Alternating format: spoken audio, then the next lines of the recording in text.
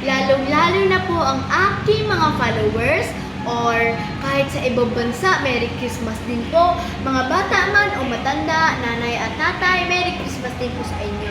Mga pamilya po dyan, Merry Christmas din po. Huwag po kayong mag-alala dahil kasama rin po natin si Jesus para po maging masaya. Matuto po tayong mag-share ng gift, magbigay rin po tayo ng blessing kahit kunti or malaki lang po dahil pinagpala po yan ni God.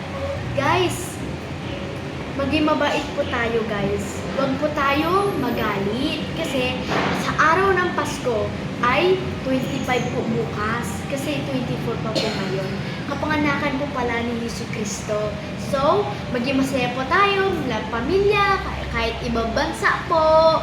Sana po maging masaya po kayo sa inyong Christmas kasama ang inyong buong pamilya. Merry Christmas! God bless po sa inyong lahat!